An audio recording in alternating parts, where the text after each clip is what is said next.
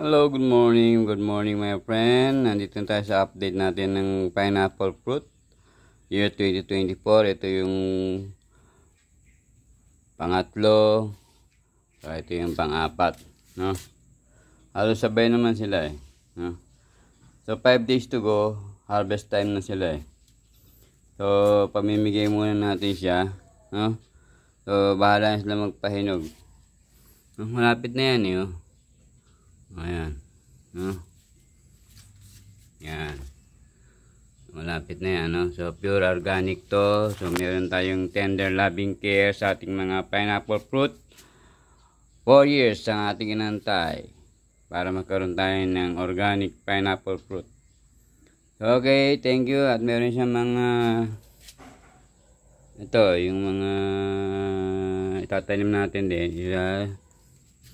Dalawa, tatlo. So, yan. Ito, 4.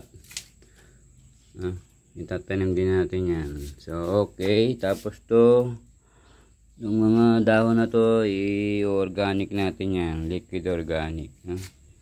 So, okay. Thank you for watching. Tamin muna natin.